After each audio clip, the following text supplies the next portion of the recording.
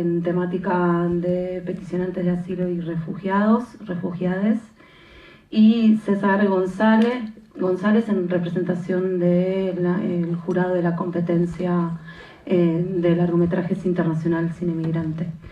La idea simplemente es hablar algunas de las líneas que van a regir a lo largo de estos 8 días la programación, para que ustedes puedan acompañarnos y seguir y hacer seguir a la gente en los medios de comunicación esta propuesta de esta 9ª edición. Y bueno, y luego dar paso a la película de la Van Premier, que es Era una vez en Brasilia, del director Adirley Queiroz, director al cual también le estamos haciendo una retrospectiva en el marco de la edición. Simplemente para no reiterar lo que creo que cada una y cada uno de los que me acompañan y las que me acompañan van a mencionar. Este año el festival, por si ustedes han seguido otros años, y si no lo han seguido lo abrimos como dinámica para contarles. El festival es un festival que hace ya 4 o 5 años ha empezado cada vez más a no solamente mostrar, hola, ahí va. No solamente dar un espacio a lo que nosotras denominamos las películas de panorama y películas en competencia en torno a la temática que aborda el festival, que es la movilidad humana, que claramente es un panorama de películas que tiene una gran amplitud en su manera de entender el fenómeno migratorio, y ese justamente es el objetivo del festival. El festival da cuenta de 2 fenómenos. Uno, de claramente la necesidad de entender el fenómeno migratorio desde un aspecto totalmente, diríamos, diferencial. ¿Hola? ¿Se escucha? ¿Igual se escucha? Sí, ¿No? Vale. Desde un aspecto, diríamos, por momentos totalmente diferencial a cómo en general desde los ámbitos de los medios de comunicación, desde los ámbitos de la construcción de la noticia y también desde los ámbitos de la construcción ideológica diríamos como del sustento de los estados-nación se da en torno a la migración. Nosotras entendemos que estamos hablando de un fenómeno que se denomina movilidad humana, que es el movimiento de las personas por los territorios, y que eso tiene coyunturas, que eso tiene devenires históricos, que claramente hay un traspaso muy grande del concepto de movilidad humana a migración, y eso tiene que ver con la creación de los estados nacionales, eso tiene que ver claramente con la creación del capitalismo, más que creación, con la instalación del capitalismo, eso claramente tiene que ver con la instalación de un sistema colonialista de expropiación y expoliación y violación en territorios, diríamos, conquistados, sea África, sea América, y los otros territorios que los estados-nación en su momento hicieron, ¿no? Su riqueza originaria para conformar en sí las unidades territoriales que son los estados-nación, capital originario para conformar justamente esa ideología que son los nacionalismos.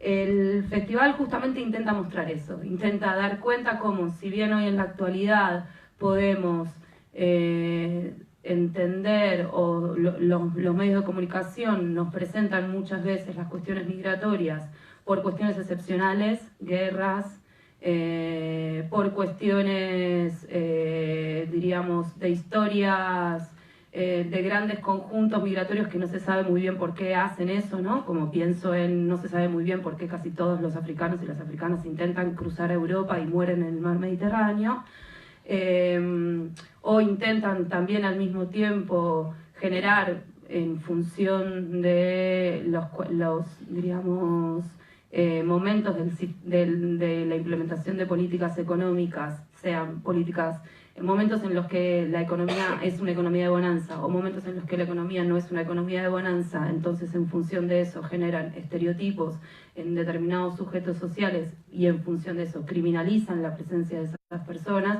o bien porque les quitan el trabajo, o bien porque vienen a realizar alguna actividad delincuente, o bien porque el haber nacido en un determinado lugar siempre parecería que implica una naturalidad, ¿no?, en torno a los cuerpos que vivimos, que nacemos en ese espacio. Si yo nazco aquí en Argentina, muy probablemente me gusta el fútbol, como asado, nada que ver con mis características, por ejemplo. Para lo cual, digo, el festival tiene una estructura que da cuenta, por un lado, de que hay un fenómeno que es un fenómeno histórico necesario recorrer con esas cualidades, con esa profundidad, y por el otro lado, también en esa sección que nosotras denominamos panorama, para nosotras es importante dar cuenta que el cine está trabajando y abordando la temática migratoria de una manera muy reiterada, de una manera muy presente en todos los festivales internacionales de cine, no hoy por la crisis migratoria de los refugiados en torno al conflicto de Siria, no hoy porque hoy aparecen en los medios de comunicación que se murieron 400 personas en el mar Mediterráneo porque se está fortaleciendo la política de fronteras cerradas de la Unión Europea, sino ya hace muchísimo tiempo el cine está dando un espacio muy grande a la reflexión en torno a la movilidad humana y sobre todo a la conformación de la identidad, ¿no? Siempre pongo el mismo ejemplo, digo, pienso en Fatih Akin, ¿no?, en Contra la pared, una de esas películas de hace muchísimo tiempo, en donde él claramente, en su manera alemana de vivir su forma turca, o en su manera turca de vivir en Alemania, expresa en esos personajes la contradicción identitaria de estar viviendo en un espacio en el que sus padres han migrado por justamente la colonialidad que Alemania poseyó en el espacio turco. Esas películas, que son las películas de panorama, son las películas que nosotras colocamos en el ámbito de la competencia, y luego el festival da un paso bastante grande a una gran cantidad de películas que nosotras las colocamos en una relación que para nosotros es importante dar cuenta, que es una relación curatorial de algunos temas que venimos abordando, a veces en las películas de panorama, y que entendemos que es necesario profundizar. Esa sección curatorial es una sección en la cual nosotras damos a algunos directores o directoras que para nosotras son referentes en su producción, o bien por cómo abordan el tema, o bien porque tienen una prolífica producción en torno a ese tema, junto con determinados exponentes del ámbito del pensamiento, junto con determinados exponentes del ámbito de la producción artística, del ámbito de la performatividad. Esas secciones que ustedes van a ver en el programa, denominadas sección central, sección temática, son las secciones que nos decidimos de alguna manera adentrar desde otra perspectiva, que no tiene que ver solamente con que son películas que han sido realizadas en los últimos 2 años, que son las que se colocan en el ámbito de la competencia, sino que son películas que pueden dialogar entre sí, sea porque son exponentes históricos que luego derraman en la producción cinematográfica actual, sea porque entre ellas tienen un diálogo. Y en ese sentido, nuestra sección central de este año, que hemos denominado Futuridades Nómadas, es una sección que también deviene de un trabajo ya de hace tiempo que tiene el festival, y entiendo que es un trabajo que tiene el festival con el público, porque es una construcción que nosotras venimos haciendo en diálogo con lo que vamos entendiendo que va sucediendo entre el público y el festival, y entre el festival y la coyuntura que se va presentando en torno al tema o al fenómeno migratorio. Es una sección que nosotras, diríamos, viene como trabajándose ya en las secciones anteriores del festival. No sé quiénes han participado en los años anteriores de la edición, pero el año pasado nosotros hicimos una sección que se denominó Black Lives Matter, las vidas negras importan, y esa sección tenía que ver justamente con entender que en el ámbito contemporáneo comenzaba una vez más a instalarse en determinados lugares diríamos, como de mucha visibilidad. A veces se los llama países centrales, a veces se los llama, llamémoslo como quieran, para mí son los países colonialistas. Estaba volviéndose a instalar un discurso basado en diríamos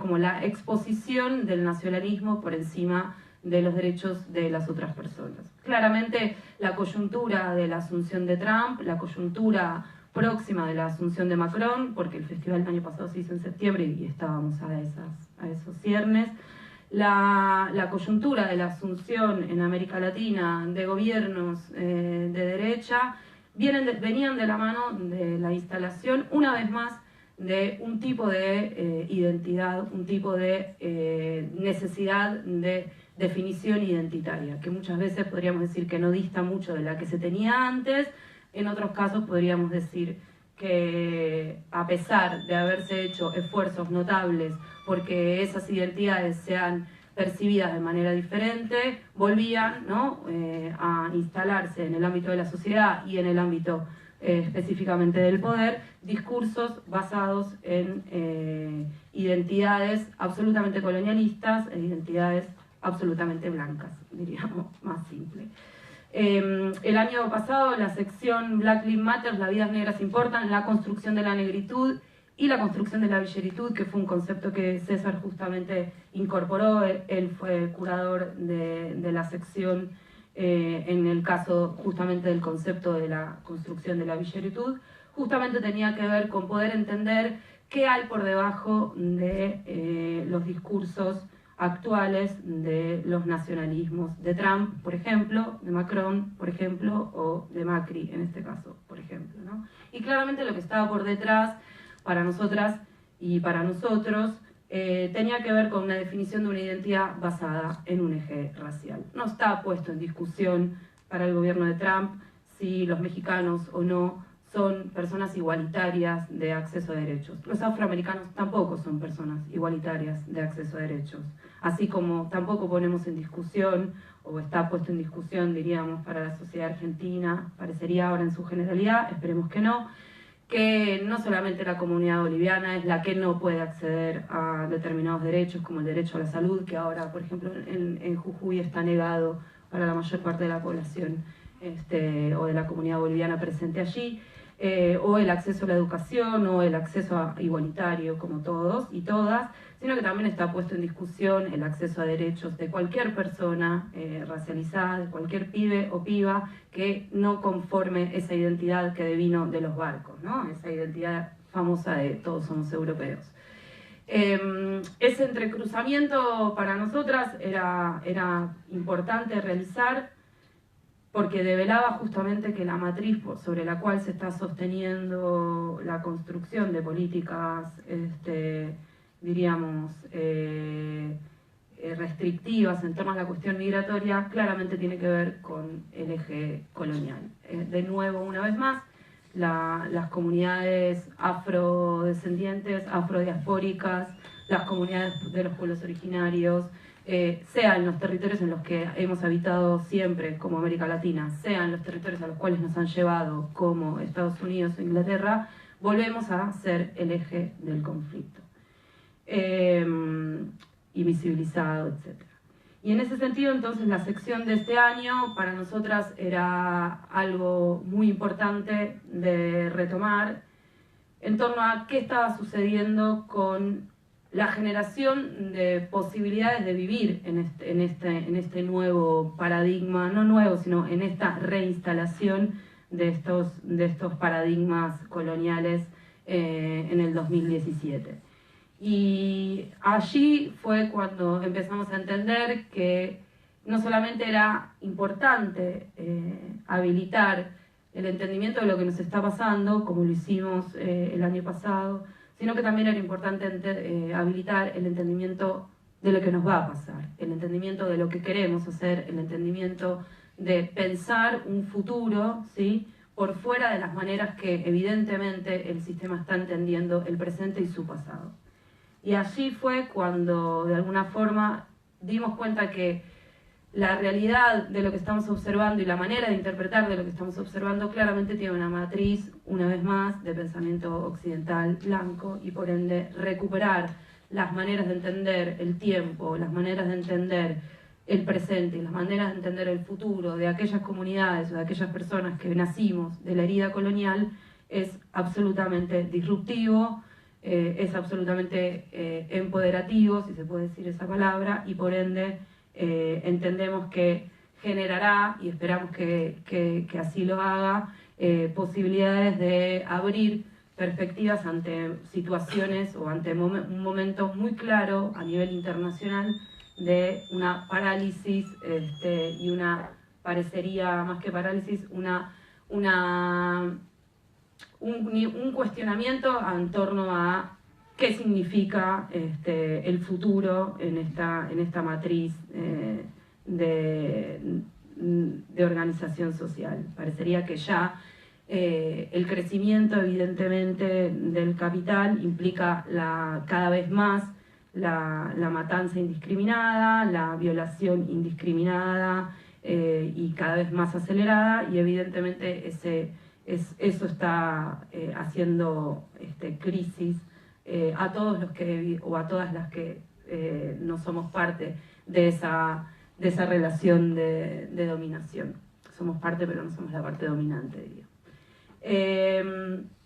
Esa sección, que Cristina me parece que es la persona que más va a poder dialogar sobre ella, es una sección que también irradia las otras actividades del festival, porque es una sección que claramente tiene la necesidad de abordar no solamente desde el ámbito cinematográfico, sino que tiene la necesidad también de abordarse no solamente desde las matrices de pensamiento decolonial, sino que también tiene la necesidad de abordarse desde las matrices de pensamiento en torno a los conceptos que dominan el sistema capitalista heteropatriarcal, y por eso creo que también la sección de Noches Extrañas cruza esto. Es necesario también hacer un reconocimiento en ello también, y en ese sentido creo que el festival empezó a armarse desde abril, creo que fue, a través de un encuentro que tuvimos con Caja Negra, en el que nos dimos cuenta que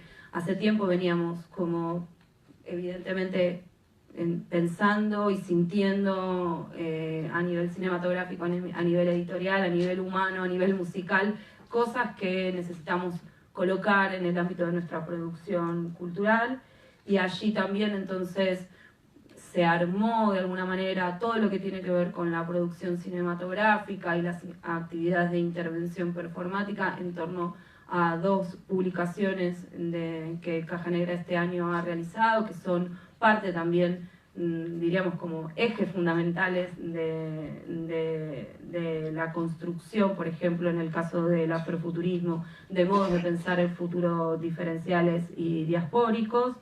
Creo que si ustedes pueden investigar el festival, porque la sensación es que es verdad que es un esfuerzo importante por parte del público y por parte del periodismo armarse de herramientas para poder adentrar al festival, van a encontrar que todas las cosas que estamos realizando a lo largo de la edición del festival tienen una relación intrínseca con los temas que estamos abordando. Desde las cuestiones gráficas, desde las cuestiones estéticas, desde las cuestiones de curaduría, desde las cuestiones de las actividades especiales, desde las performances, todo tiene algún tipo de relación. En definitiva, en un hecho se resume aquello que entendemos que queremos contar. Así que bueno, decirles también, como para abrir un poco, para que el resto pueda dar cuenta del recorrido del festival, dos cositas más. Acompaña la sección central, la sección temática Territorios en Disputa, y en ese sentido, una vez más también, el festival, como les decía, se construye en relación a la coyuntura, y entendiendo que, por ejemplo, la mayor parte de las discusiones en torno a la presencia migratoria tienen que ver con la presencia en los ámbitos de los espacios públicos, dábamos cuenta que era necesario poner en discusión entonces, o sobre la mesa, cuáles son los conceptos de espacio, cuáles son las disputas por el territorio y cuáles en definitiva son los sujetos que están en esa discusión. Cómo el espacio público es puesto en cuestión, la utilización del espacio público cuando la comunidad senegalesa vende de manera ambulante, pero no está puesta en cuestión la utilización del espacio público cuando un restaurante coloca sobre la vereda sus mesas para que todos nosotros podamos tomar café, cervezas y lo que sea. Esa sección temática está curada por Marta García, programadora también del festival, y acompaña cinematográficamente la sección central de Futuridades Nómadas, la retrospectiva a Dirley Queiroz y el foco al Black Audio Film Collective y el foco a Jean-Pierre Becolo. Tanto a Dirley Queiroz como Jean-Pierre Becolo, como otras y otros invitados que ustedes tienen en el dossier de prensa estarán presentes a lo largo del festival. Hay una relación entre la retrospectiva y los focos que Cristina supongo que va a poder retomar, así que bueno, más o menos un panorama. Agradecerles que estén aquí y bueno, paso la palabra. Buenas tardes. Bueno, voy a hacer un recorrido para la sección central y los focos.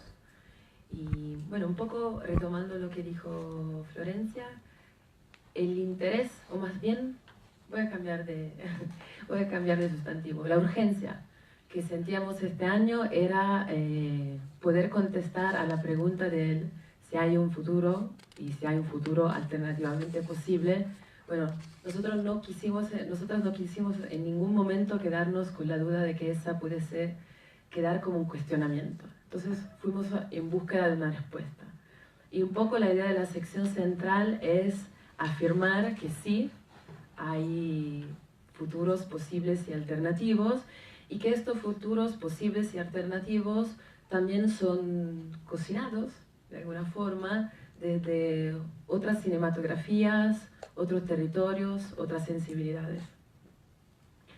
Y así que cuando pensamos también en el sintagma Futuridades Nómadas, un poco lo que queríamos traerle al público era la idea de que se puede pensar en el tiempo también como un aspecto cualitativo de nuestras vidas. O sea, entender que es cierto, el futuro es como algo que siempre está al alcance, algo del que siempre se puede hablar, pero también lo entendíamos como un punto de emergencia de un presente que se inclina hacia esa posible cualidad. Y bueno, en el cine existe como un gran hito en esta discusión que fue el afrofuturismo. Entonces quisimos volver a algunas películas que han marcado la tendencia de esta estética, que es una estética que claramente no solo abarca el cine, porque entiende la arte como, las artes podemos decir, como una manera de vivir políticamente la cotidianidad. Y entonces por esta razón, después de un primer abordaje a los hitos del afrofuturismo, la sección central se pregunta por las respuestas a esa pregunta sobre los futuros posibles y alternativos en América Latina y en el mundo árabe, entendiendo claramente que desde la usina de esas tres zonas geopolíticas se podían pensar respuestas sensibles y localmente comprometidas. Entonces, bueno, no les haré el elenco de la película porque la sección de este año es bien abundante, pero sí me gustaría como marcarle un sentido de lectura, que fue un poco la línea editorial que quisimos dar. Entonces pensar que sí, hay futuros posibles y alternativos, y esto pasa por una nueva figuración de las sensibilidades, o sea, entender qué puede estar frente a la pantalla y qué no, cuáles son los aspectos sensibles que pueden ser representados y cuáles no. Esto es todo lo que tiene más que ver con la parte, digamos, diaspórica y black de las películas. Y hay futuros que sí se pueden representar, pero soltando memorias que laten y pulsan y gritan y muerden con el pasado. Y esto es el caso de las películas que tienen más que ver con nuestro lado del mundo. Y hay futuros que sí pueden ser pensados porque sanan y curan, cancelando heridas profundas, como es en el caso de la producción en el mundo árabe. Claramente, para poder abordar la complejidad del tema, tuvimos que, ¿cómo podríamos decir?, que volver la mirada a quienes de estas preguntas han hecho de su propia experiencia de vida y profesional una referencia. Y en este caso también convocamos al director camerunense Jean-Pierre Bekolo, quien es tal vez actualmente el referente del cine afrofuturista. Y quisimos entonces traer 3 películas un poco particulares de su producción, y particulares porque, por ejemplo, ninguna de las películas tiene que ver con el género de la otra. Una es más un documental, uno es casi un musical videoclipado sobre brujería, y la otra es una película afrofuturista. Pero algo que nos parecía interesante era ver cómo el problema del futuro pudiese ser abordado desde los distintos géneros discursivos que también el cine propone. Entonces, la urgencia a esa afirmación, sí hay futuros posibles, por Bekolo pasaba tanto por la ciencia ficción como por el documental, como por el videoclip.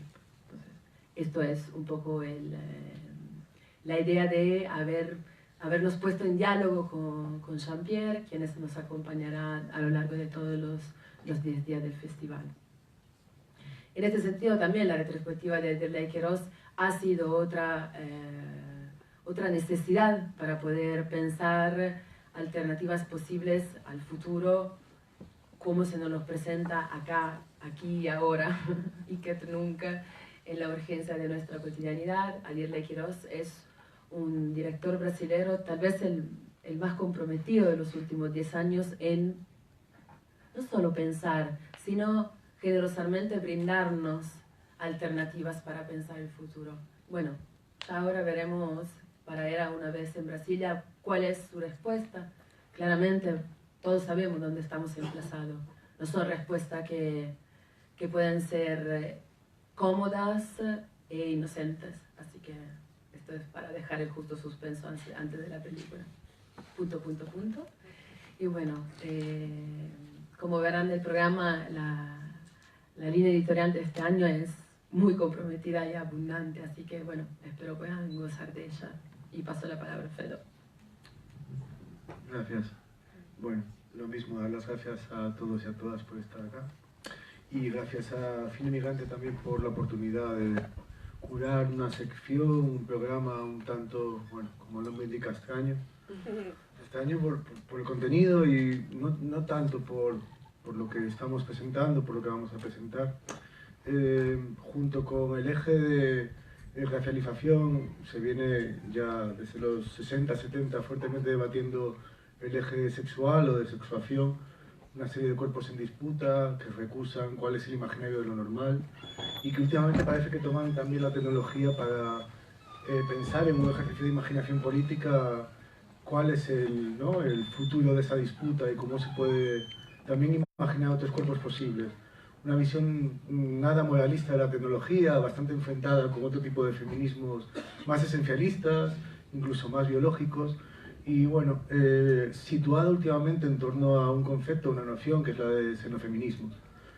Bueno, ahí recogimos un poco la publicación que Cajañera acaba de editar y un poco los debates que se vienen produciendo en torno a este tipo de feminismo otro. Insisto, un feminismo que no es esencialista, que no es identitario, para el que el cuerpo es un cuerpo de batalla, para el que el cuerpo es un derecho a la diferencia y también una apuesta por la sensibilidad y la intimidad. La sensibilidad común y la diferencia común y la singularidad que se puede compartir como herramienta política. Son una serie de debates que se vienen produciendo, como digo, hasta hace unos años académicamente, pero que luego en el campo artístico y en el campo de la militancia recogen también un poco luchas del pasado, ¿no? Luchas que se vienen produciendo en realidad, podríamos situarlas incluso a principios del siglo XX, toda la disidencia que en Harlem Negro se produce, por ejemplo, ¿no? Contra la legislación americana y contra la segregación, por supuesto también en los años 60 con la explosión de todo este tipo de prácticas artísticas que ya iban al cuerpo y a la performatividad como una cuestión a explorar y que derivan en esto, en una cuestión últimamente que debate la tecnología y cómo la tecnología también puede ser una referencia biopolítica para combatir un poco el imaginario de lo deseable y de lo normalizable. En ese sentido, la invitación de Cine Migrante justo aterrizó con la publicación del libro de Xenofeminismos y a partir del libro de Xenofeminismos, más allá de tratar de homologar localmente lo que bueno, se viene planteando en el ámbito académico, la idea también era abrirle un poco a cuál era la situación local de ciertas prácticas artísticas, además muy arriesgadas y muy arraigadas en el contexto de Buenos Aires, donde la performance tiene un lugar bastante prominente, donde existe algo como la política de la amistad, que conlleva también una forma de cuidado, del que habla también el feminismo que estamos trayendo acá. Es decir, no tratar solo de legitimarnos en ese discurso otro, que además es un discurso mayormente occidental y mayormente académico, sino tratar de buscar ecos un poco en la producción artística local. Hemos hablado ya varias veces de lo performativo, ¿no? Y obviamente si estamos hablando del cuerpo, parecía bastante necesario para la programación que ese cuerpo tuviese un lugar no solo bidimensional, sino que tuviese unos olores, unos fluidos y unas energías asociadas, ¿no? De esta forma intentamos también acercar estas prácticas artísticas en directo al contexto del festival por medio, bueno, una selección de artistas locales, artistas que vienen trabajando en vídeo, pero que en este caso también vamos a intentar mostrar pues en directo. Y luego hay dos películas que más o menos digamos que vertebran un poco la sección, que por cierto se va a celebrar en Casa Brandon, que es un contexto muy importante y muy significado también en todo este haz de luchas y en toda esta serie de disputas del cuerpo, de cuál tiene que ser el cuerpo, cómo se construye el cuerpo, qué intimidades podemos compartir para disputar otro cuerpo posible. Y bueno, la idea es casi tomar Casa Brandon o por lo menos hacerlo nuestro, gracias precisamente a su seno amabilidad y a habitar de alguna manera ese espacio tan connotado, tan importante en el tejido de Buenos Aires, trayendo una serie de actividades que, bueno, más que una respuesta hacia el futuro de los cuerpos, sea casi como una especie de estado de la cuestión, situación y con un tono que pretende ser también bastante irreverente de alguna manera. O sea, obvio que hay una serie de cuestiones de eje que estamos intentando traer como reflexión, pero hay también como una especie de práctica, porque me parece que una de las cosas que trae el feminismo últimamente es precisamente esa idea de la práctica, ¿no? Como trascender de estos discursos y de estos sentidos que se plantean simplemente como una vida a desear, ¿no? Y actuarlos, performarlos, por eso la palabra de vuelta como que es importante, como que cobra un sentido especial. Y tampoco voy a desganar la serie de actividades, vamos a estar de miércoles a martes, bastantes días, en colaboración también, planteando un tipo de trabajo que de repente combina películas con otro tipo de acciones, con un intento también de esto de habitar ese espacio que es Casa Brandon y generar una especie como de, no sé, comunidad imaginada o deseada, ¿no? Como un poco se desarrollan también estas políticas que no subliman, pero sí que habitan la diferencia, ¿no? Ver que hay la diferencia que nos hace vivir el malestar no como algo que tengamos que corregir, curar, disciplinar, sino como una exuberancia casi, como una forma de vida, ¿no? Como un deseo de estar juntas y de proponer también acciones que en este caso, como se decía, bueno, parten de lo performativo, pero no se agotan solo en la performance, pretenden también como continuar más allá incluso del festival. Y nada más que...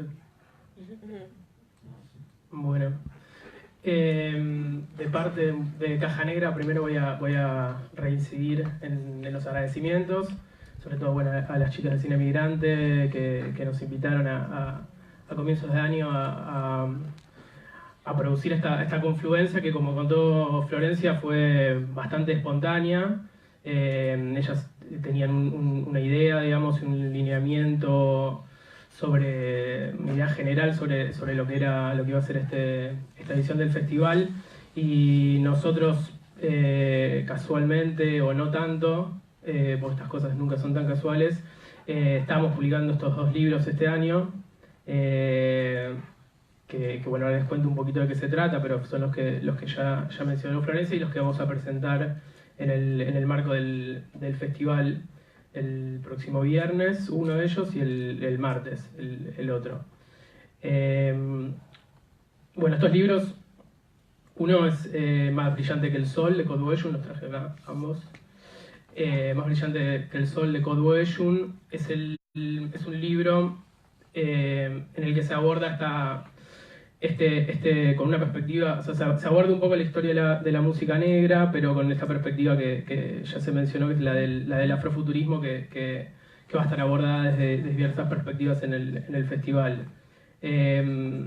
Sin adentrarnos mucho sobre todas las complejidades, digamos, y digamos, el quiebre epistemológico que el afrofuturismo implicó dentro de ciertas estéticas y del pensamiento negro, me parece interesante rescatar, por las cosas que se vienen diciendo, algunos aspectos. Se origina, digamos, la estética afrofuturista en la ciencia ficción, pero como dijo Cristina, digamos, es una estética que fue permeando en muchas artes. Particularmente en este libro, digamos, se aborda la cuestión de la música negra. Por eso el día de la presentación del libro vamos a trabajar un poco sobre esta tradición, y se va a proyectar una película del Black Audio Film Collective que trabaja, digamos, sobre música negra específicamente.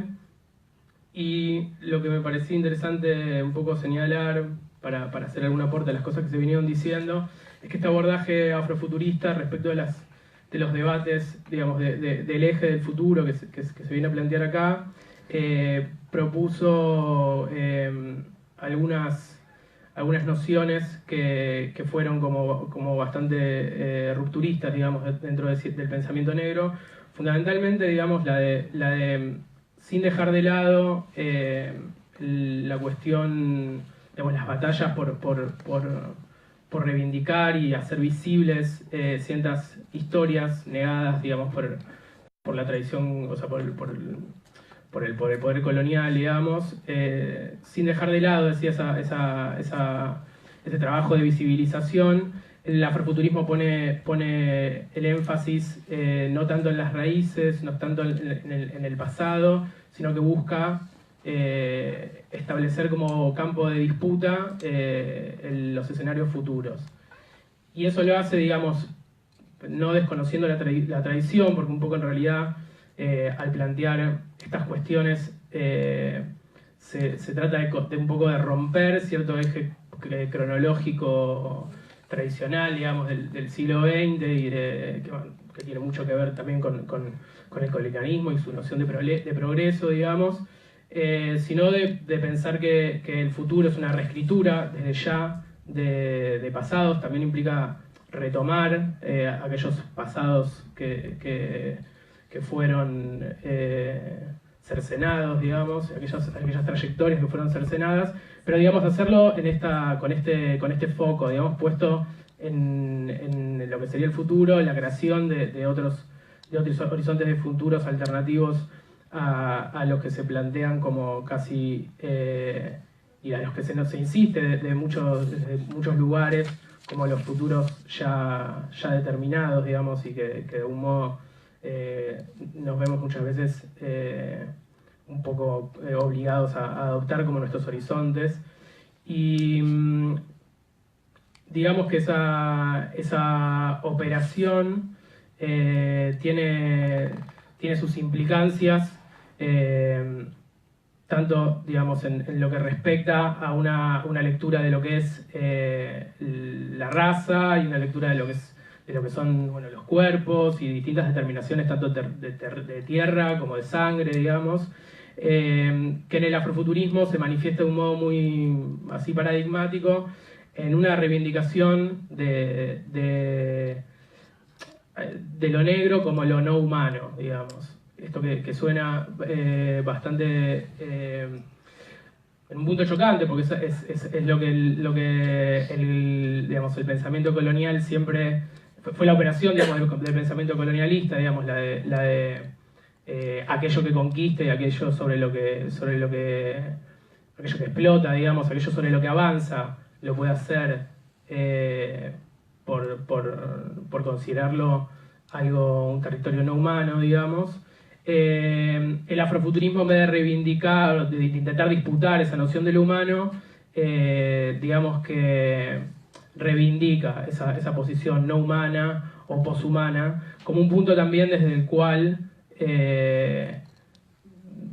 salir, digamos, de esas dicotomías que finalmente llevan a nociones de, digamos, no sé, de pureza o nociones naturalistas, como decía, esencialistas, como decía Alfredo, sí, y también como un territorio desde el cual explorar, o sea, desde ese lugar de asumir lo no puro, digamos, asumirse como algo híbrido, también es como un lugar desde donde pensar otro tipo de alianzas posibles, ¿no?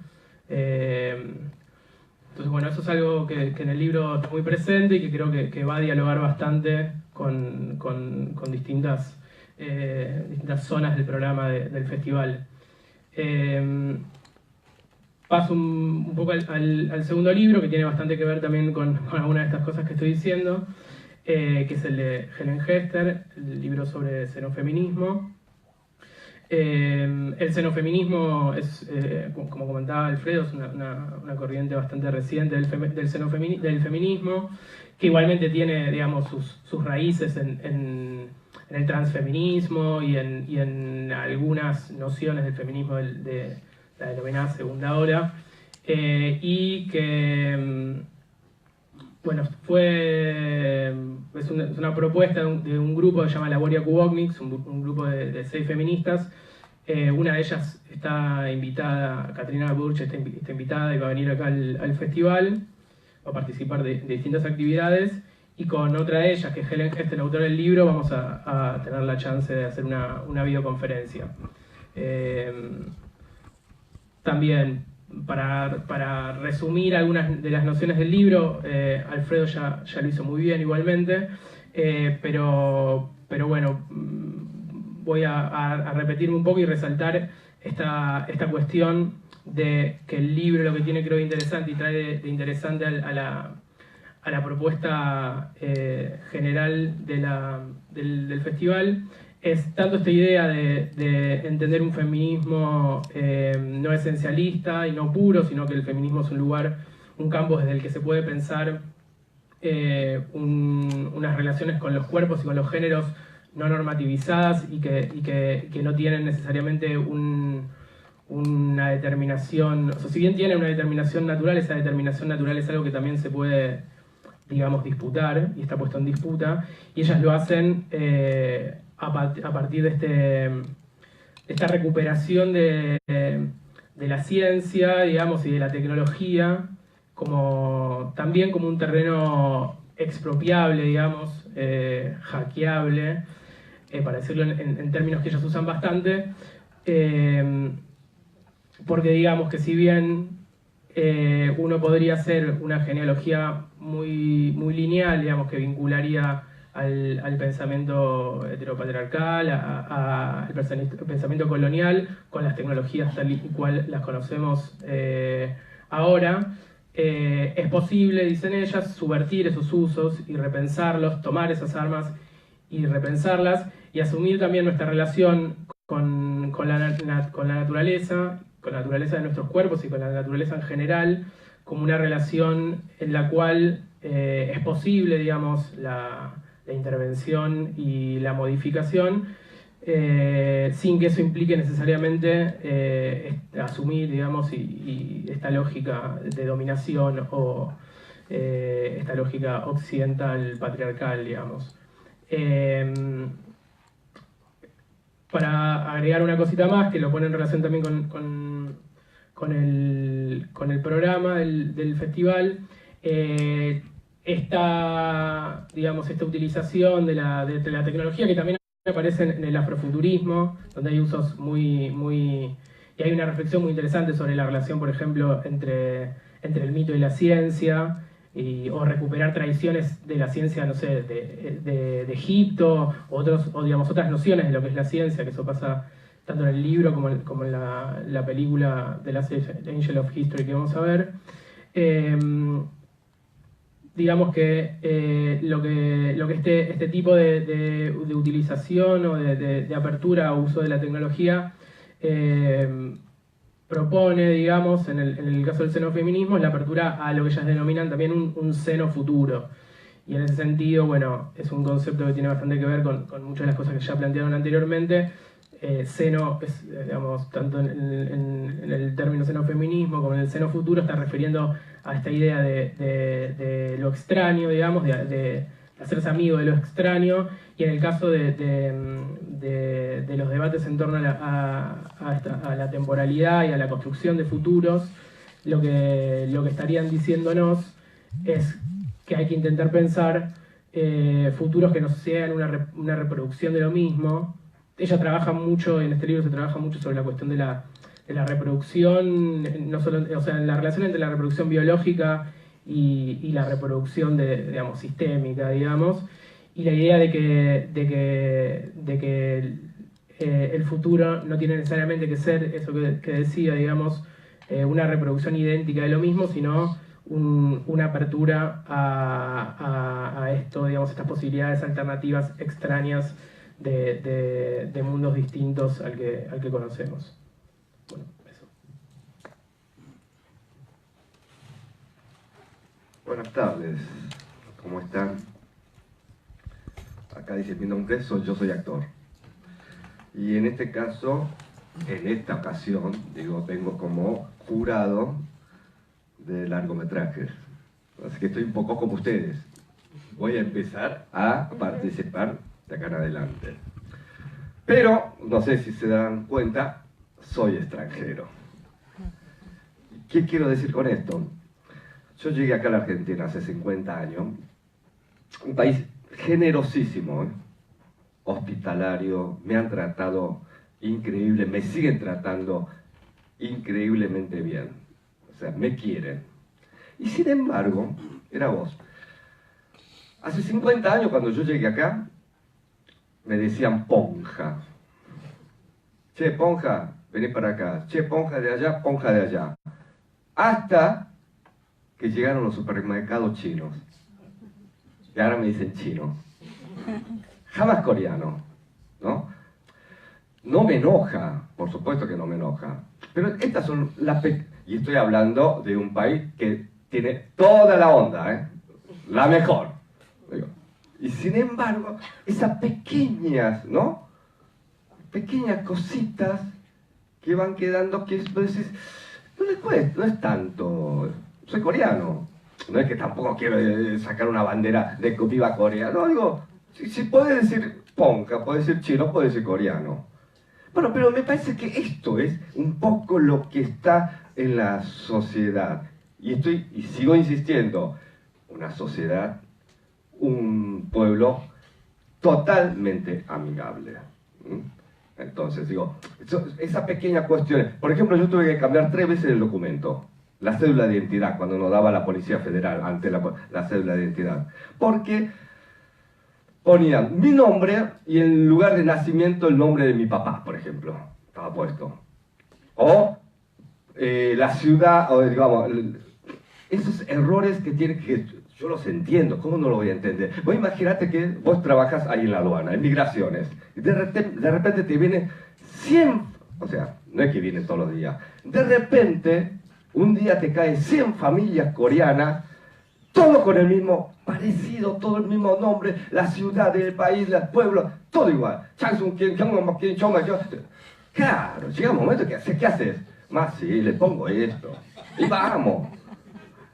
3 veces fui a cambiar el documento porque cuando tuve que empezar a usar el documento para algo legal, trámite legal, claro, no coincidía. ¿Cómo? Chang Sung Kim, el nombre, ¿y dónde naciste? Kyung No Kim, el nombre de mi papá. Fui 3 veces y hoy, actualmente, tengo un documento que dice Chang Sung Kim, pero el lugar de nacimiento es otra provincia. Yo nací en Daejeon y me pusieron Incheon, que es una provincia cerquita, muy cerquita de donde nací. Y lo dejé así, no voy más, dije, ya está. Son 150 kilómetros, déjate de joder, listo. ¿Qué le importa además? Bueno, no se iban enterando. Esas son las pequeñas cosas, digo, de en una ciudad y un país muy amigable, recontra, re buena onda. Y encima me quieren. Y lo alarmante en este momento es que hay como dejó de ser amigable. Hace 3 años dejó de ser amigable. Van a ser, me entero que van a ser, no sé si decirlo así, centro de detención para... ¿Ya está? Centro de detención para extranjeros antes de deportarlo. Yo amo este país. Amo. Yo soy más argentino que el dulce de leche. Así le digo. Amo. No puedo creer. No puedo creer que suceda esto. Entonces, en ese sentido, digo, defender lo que es el Festival de Cine Migrante, estar presente, mostrar, visibilizar, porque si me requieren en el país, y pasa esas pequeñas cosas, imagínate si no te quieren, imagínate si te desprecian lo que puedes llegar a hacer. Entonces, celebro el Festival de Cine Migrante. Gracias. Gracias. Buenas tardes a todas y todos. Bueno, en primer lugar, saludar, celebrar a todo el equipo del festival, nuevamente por la invitación a participar y celebrar el nivel nuevamente como el año pasado de programación. La verdad que estoy muy ansioso por empezar a ver las películas que me corresponde ver como jurado. Me encuentro muy ansioso por ver películas que no he visto, que seguramente no volveremos a ver o será muy difícil de ver nuevamente acá en Argentina. Me parece muy interesante estar acompañados por Caja Negra, que es una editorial que en lo personal a mí me encanta y que leo bastante. Y me parece muy importante en esta coyuntura horrorosa que está viviendo el país, el continente y el mundo en general, que existan estos espacios para pensar a través del cine, ¿no? Yo como cineasta considero al cine como una forma de pensamiento, como una forma de pensar nuevas cosas, de acceder a lugares dentro de nuestro pensamiento que quizás de otra manera no llegaríamos. Me llama mucho la atención el afrofuturismo en sí, porque pareciera que es un oxímoron de por sí, ¿no? El futurismo o el concepto futurismo, si lo ponemos en Google, nos va a saltar el movimiento italiano del comienzo del siglo XX, la vanguardia, ¿no? Artística, es decir, europea, y en este caso con lo afro, ¿no? Con lo afro que no se lo suele asociar como vanguardísticamente artístico, ¿no? Yo creo que trayéndolo al plano argentino pasa como con los villeros, ¿no? No se los excluye del arte, no es que se excluye a ciertos sectores del arte o del cine en este caso, sino más bien que se los incluye, pero bajo un reglamento, ¿no? Digamos, ustedes pueden entrar acá, pueden entrar a las artes, pero estas son las artes para ustedes, ¿no? En la música, la cumbia, en el cine, para actuar en las películas de otros directores, o a lo sumo alguna tarea más que nada física, pero en caso que llegue la posibilidad que cierta minoría acceda a los medios de producción del cine, siempre se la trata, se la considera como una cosa social, ¿no? Cine social. Yo dije el año pasado que a mí no venía a un festival de cine migrante, sino que venía a un festival de cine, ¿no? Que me parecía muy importante reivindicar que esto es cine, punto y aparte, con la temática, obviamente, que como bien decía la compañera Cristina, marcada por la urgencia, ¿no? Que es una palabra que no suele ser artística. A eso es lo que voy, ¿no? Urgencia, denuncia, es como que va por otro camino al del arte, ¿no? Que el arte, mientras más abstracto, mientras más alejado de la coyuntura, eso es sinónimo de arte. Y lo otro es un panfleto, lo otro es un manifiesto, y por eso me parece, estoy muy ansioso de ver qué sale de esa conjunción, ¿no? De esa reunión de esos dos conceptos. Cómo lo afro puede también decir, no tengo ganas de estar hablando solamente de la opresión blanca o de la esclavitud y ese tono, ¿no? con nostalgia y un poco de pianitos de fondo, que no, películas que después ganan el Oscar, como 12 años de esclavitud, o Moonlight incluso también, ¿no? Que son películas que pareciera que traen un punto de vista novedoso, pero terminan reproduciendo algo en cuanto a la representación, ¿no? Creo que lo importante para mí es ver cómo las minorías o los sectores marginados en todas partes del mundo tendrán diferentes nombres, pero nos une ser parte del sector oprimido y oprimidas también. Cómo lograr, por ejemplo, no solamente una cámara que filma lo negro o a los negros y las negras, sino cómo lograr una cámara negra, ¿no? Una cámara negra, una representación negra, o cómo lograr una cámara villera que no necesariamente sea filmar la villa, ¿no? Creo que eso es muy importante, porque los modos de representación, las formas de editar, las formas de poner en escena, las formas de dirigir a los actores, son también status quo. No es solamente status quo el contenido que reproduce, no sé, siempre historias burguesas, melodramas psicológicos, etcétera, ¿no? Sino cómo algo nuevo puede atravesar todo el proceso de la producción de una película. Y me parece muy interesante esto, ¿no? Salirse de lo que uno espera que tendrían que hacer los negros con una cámara, ¿no? Es decir, vayan, denuncien su situación, y cómo lograr, sin dejar de denunciar, hacer algo, o pretender hacer algo vanguardista, pretender hacer algo más cerca de algo suprasensible, por decirlo de alguna manera. Me parece que ese es el desafío para todos aquellos que trabajamos con el cine desde un lugar que lo consideramos revolucionario, y no revolucionario porque el cine vaya a hacer la revolución, ¿no?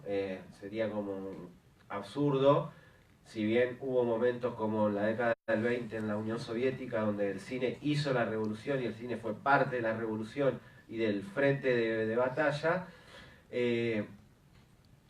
Cómo crear nuevas formas, ¿no? Cómo crear nuevas formas sin dejar de hablar de la opresión, ¿no? Porque pareciera que es una cosa o la otra, vuelvo a decir.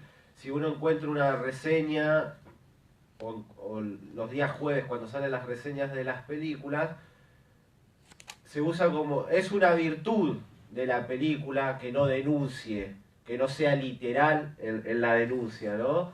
Como que es una virtud que toque el tema, pero sin tocarlo, ¿no? Y que todo sea como sugerido.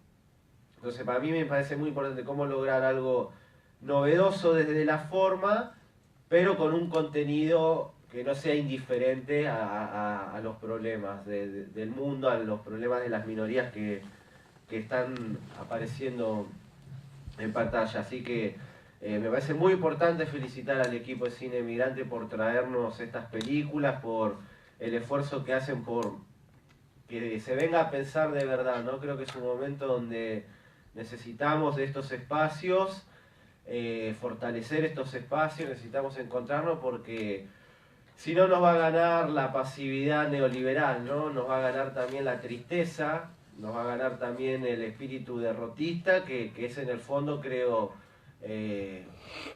una de las políticas neoliberales, ¿no? Generar tristeza, generar inmovilidad, generar fijeza y generar que entre los pocos que estamos haciendo algo estemos más enroscados a cuestiones, no sé, internas, que mientras el mundo se cae a pedazos. Eso, muchas gracias nuevamente, Cine Migrante.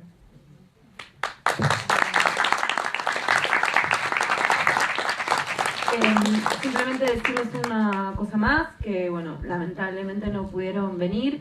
El festival, así como Ezequiel hablaba de la necesidad de entender en la cuestión de la tecnología como obviamente parte intrínseca o más que intrínseca, de alguna forma lindante a los conceptos de futuro, el festival tiene también, acompaña a esta edición, una instalación de realidad virtual que va a estar aquí en el Centro Cultural San Martín y en el Centro Municipal de Artes de Avellaneda, que un poco también es tratar de encontrar en los lenguajes de estas nuevas tecnologías modos de relatar aquello que estamos pensando, viendo y haciendo.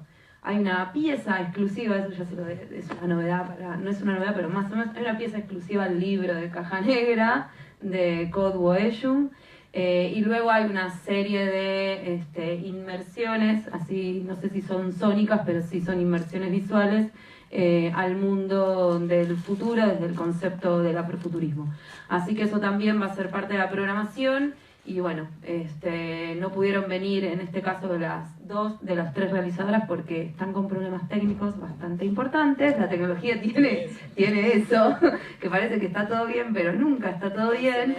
Es bastante traicionera. Así que bueno, nada, esperemos que a partir del día miércoles 19 pueden venir a visitarlo aquí, la instalación. Los dejamos entonces con la película Era una vez Brasilia, del director Adirley Queiroz. Sí. Quisiera un segundo. Sé que son muy pacientes, pero como que acá un poco me sale la necesidad de decir 2 palabras en calidad de, bueno, apasionada de cine, de curadora y de programadora de este festival. Era una vez en Brasilia ha sido un poco conflictivo entre nosotros de entender si era la película que podía abrir el festival. Yo siempre sostuve que sí, y les quiero decir por qué. Es una película urgente, es una película incómoda y es una película donde esta dupla, donde estos 2 articuladores, la urgencia y la incomodidad, no están solo puestos evidentemente en la pantalla, por ejemplo en casos como el jubileo de los parlamentarios que votaron por el impeachment a Dilma hace 2 años en Brasil, sino es una película donde la incomodidad es una incomodidad de las figuras. Los planos son incómodos, los planos tambalean todo el tiempo. Hay algo como de un vértigo que está presente en la película, y les aseguro, es un vértigo oscuro, que nos atraviesará ahora todo al verlo, pero hay algo que sucede en esta película. Todo el tiempo se apela como a una calidad, cálido, humano y sensible, que creo que es el verdadero mensaje de Adirley Queiroz para poder volver a pensar lo que está sucediendo en Brasil, que es terriblemente horroroso, pero también creo que nos habla a nosotros también de lo que está sucediendo en Argentina. Así que sepan que están viendo algo incómodo, irreverente, pero urgente, y que emerge. Así que no hay que ser indiferente frente a las emergencias. Así que tienen suerte.